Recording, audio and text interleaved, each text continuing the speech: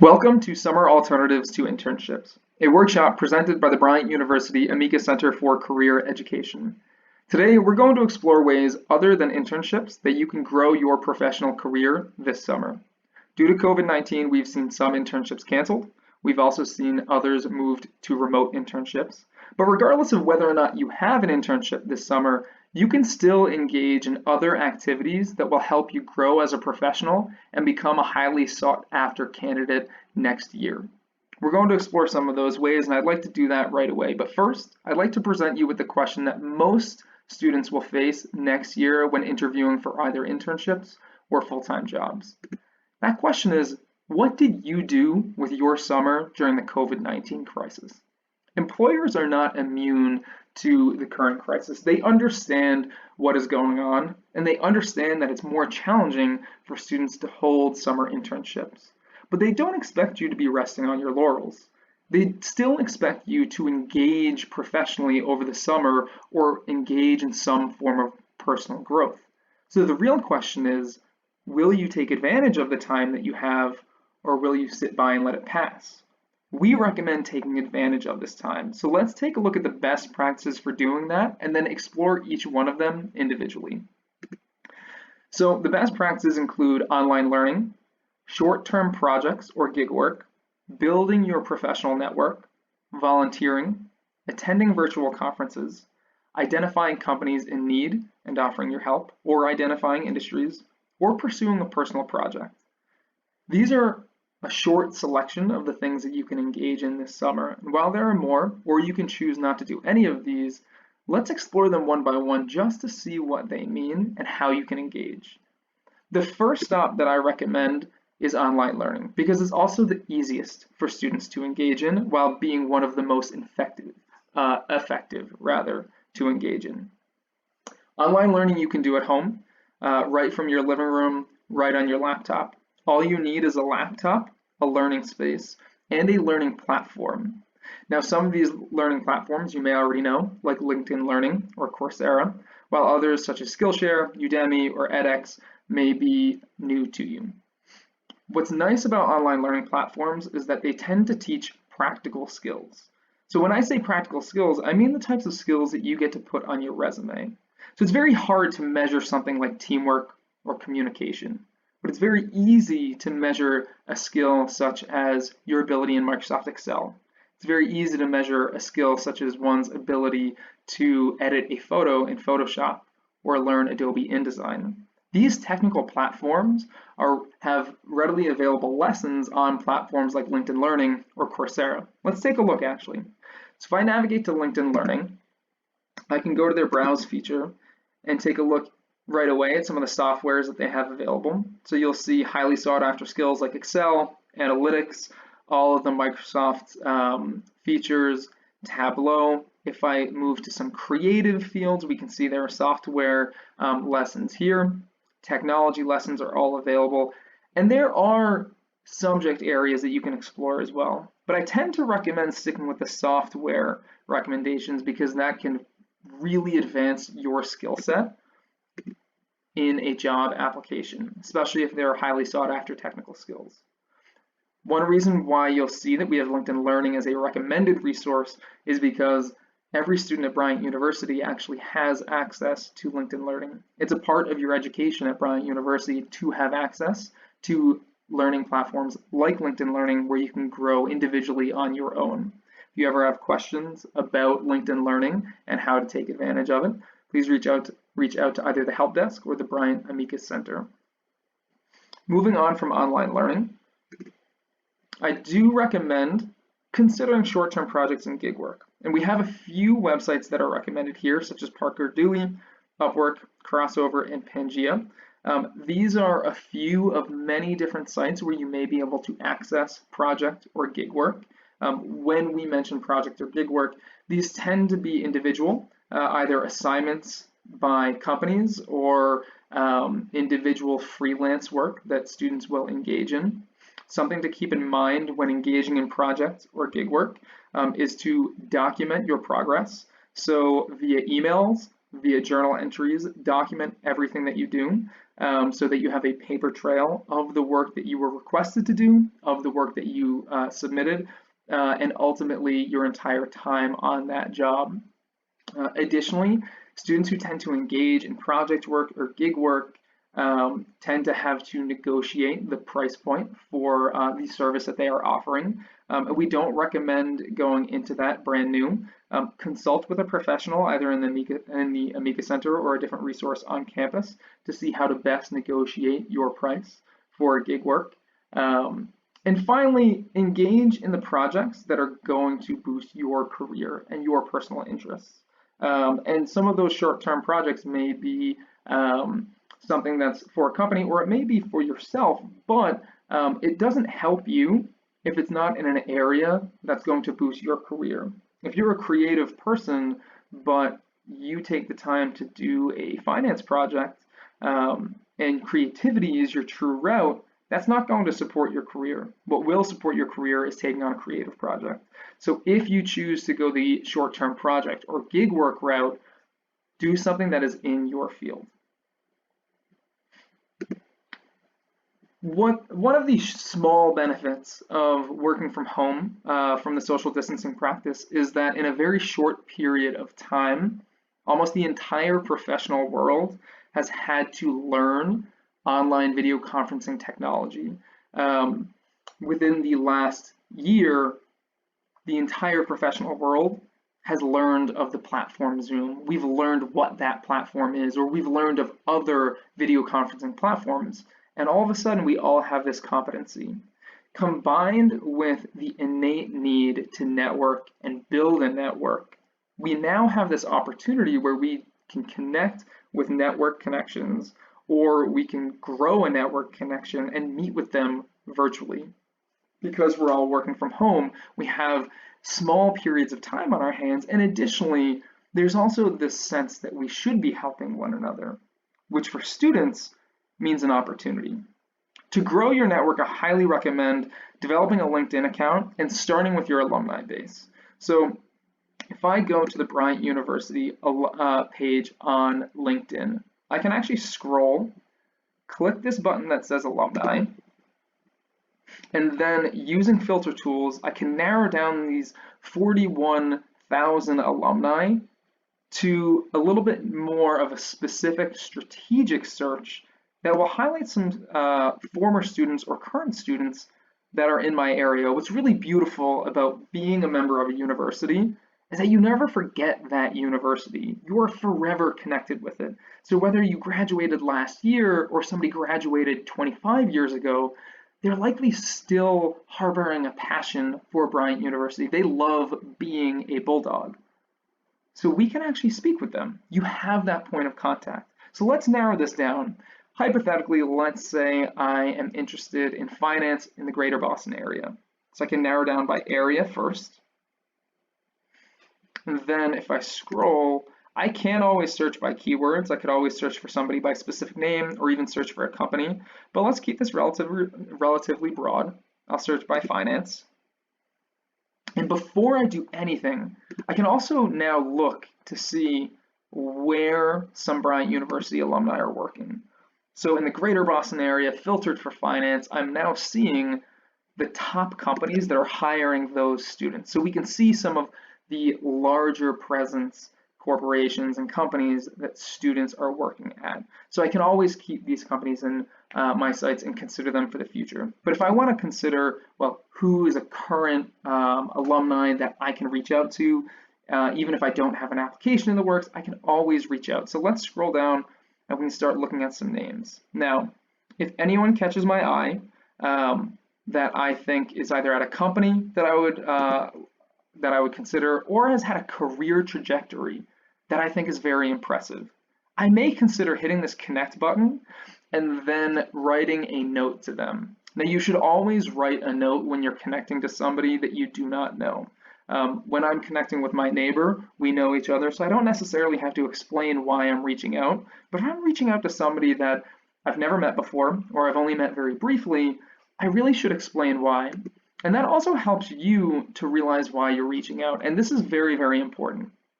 When you are reaching out for connecting with a professional, The purpose is not to ask for a job. It's not to ask for internship opportunities. Now, those may be in the back of your mind, and that's okay, but the real reason that you're reaching out is so that you can learn. It's really important that that is the understanding that you are entering into a connection with the purpose of doing. Because opportunities come and go. There will always be new jobs. There will always be new internship opportunities. But a connection is something that you're looking to build long term.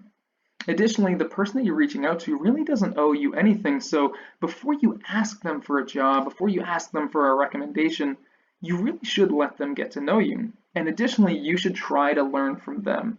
An alumni has experience. They've been through professional experiences, they've been through academic experiences, they've been through life experiences. And especially if this alumni has been in the field for 5, 10, 15, 20 years, they're going to have wisdom to dispel to you. So when you reach out, make it a learning opportunity. Additionally, when you reach out, if you're asking to just connect with somebody, that's one thing. But really, if you'd like to build a relationship, if you'd really like to get to know this person, schedule a time to meet over Zoom. When we return to more in-person meetings, see if you can connect with them over a coffee or to visit them at their workplace. And when you make that ask, be specific. It's one thing to ask, oh, I would love to connect sometime, or you can ask to meet next week. If you add a date, if you add a timeline, if you add a purpose to your message, then you can move things forward rather than resting and hoping things progress. This summer is a great opportunity to build that network. If you connect with 5 people over the summer, you have achieved the networking component that typically comes with an in-person internship. Maybe on that internship, you would have met 5 people that are higher up at a company that you're very interested in. If this summer you choose to connect with 5 people at 5 different companies, you've gained an immense learning experience and you now have network connections, authentic relationships out in the workforce that you can pull on again in the future. Something else that students can engage in is volunteering. And volunteering can come in several different forms. So when we typically consider volunteering, students don't always equate that with the skills that you use on an internship. But consider what volunteering is. You're still dedicating your energy, you're still dedicating your intellect. And so just because you're not being paid for that opportunity, just because you are dedicating your time out of your own goodwill, does not necessarily mean that it is invaluable time.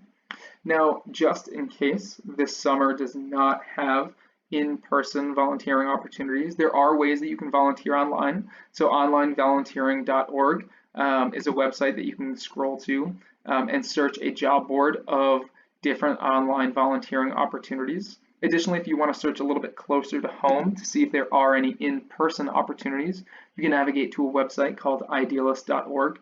It is specifically a job search and organization search board for careers in the common good, which typically include nonprofits and NGOs.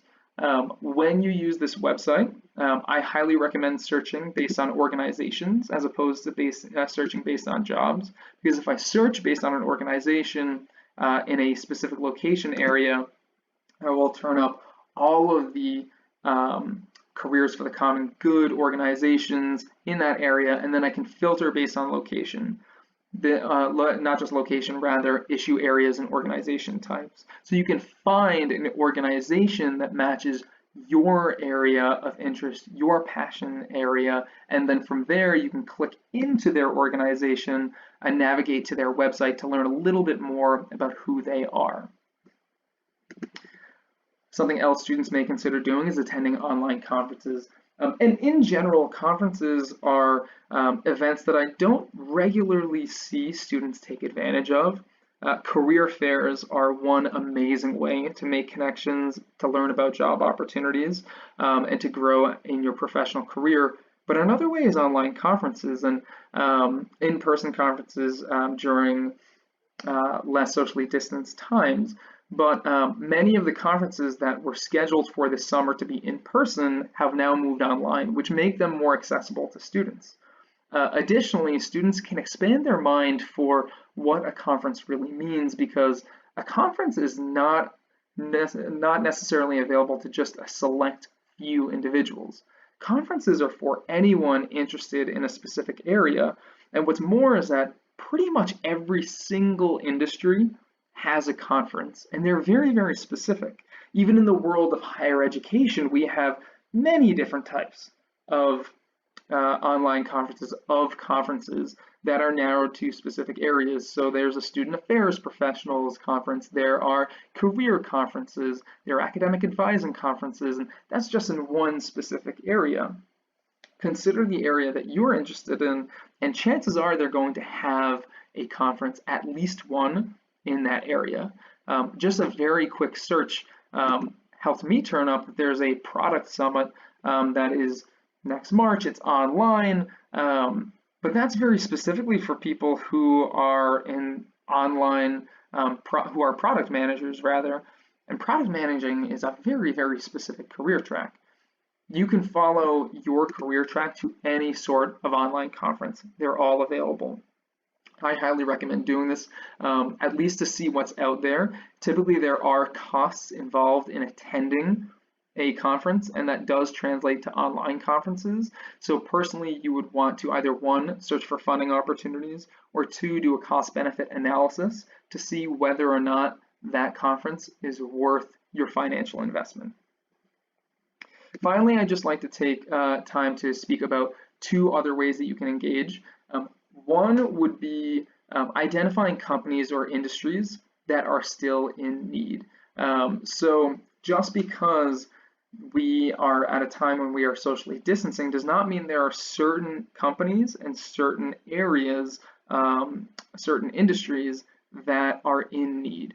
It goes without saying that healthcare and virtual communications industries, those two areas need a lot of help right now. I would be very, very careful about engaging in healthcare. That is another situation where you would want to take personal stock to see, one, if it is safe for you to enter a healthcare role at this time, and two, consider the cost-benefit analysis for your time, effort, and health. Virtual communication is a little bit different. I just spoke to you about how pretty much the entire professional world has had to learn virtual communication platforms. That means that industry is booming. So if there are industries such as this or other industries that right now need a lot of help, you can always reach out to them. And the same goes actually for early stage companies, because early stage companies are fighting right now to stay afloat.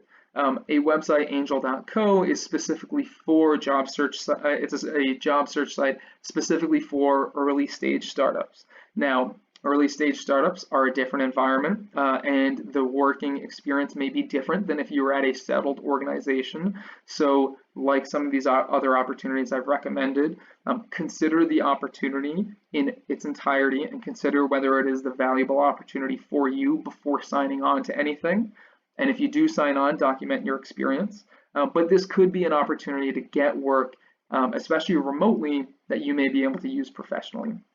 And finally, you may be hearing a lot about students, professionals, people who are looking to pursue a personal project during this time. And if you have that free time, it is a wonderful idea to pursue a passion project. But if you are going to do that, I highly recommend pursuing that project with a purpose, because many students or many people may consider starting a project and they may even try, but trying is not the same as having a goal and pursuing that goal with purpose. If you are going to put this on your resume in the future, set a goal and then set measurable outcomes for yourself. Have measures of success. Set deadlines so you can document your progress over the summer. That will help you pursue the project, and it will give you points that you can add to your resume at the end of the summer to show how far you came and exactly what you did. So if you're going to learn Adobe InDesign, well, maybe you're going to have a media book that you put together for the end of the summer and you have specific deadlines along the way. If you're going to write a book, how many chapters will you accomplish this summer? How many chapters will you have done by July 4th? Set deadlines for yourself so that you can have a measure of success and that you can prove it come the end of the summer. Today we discussed several different ways that you can engage in professional activity outside of internships this summer. These are not the only ways. There are other ways that you can engage professionally, but this list, these are some examples of ways that you can grow. You don't have to let this summer pass by without growing professionally. You can engage, you can put this on your resume in the future, and you can use this to your advantage as a selling point in the future. If you have any questions, please reach out to the Amica Center at Bryant University. The Career Center is here to help you. And please check the video description for further information about how you can engage with our office. Wishing you the best of luck this summer, and we are very excited to see all the wonderful things that you did. Thank you.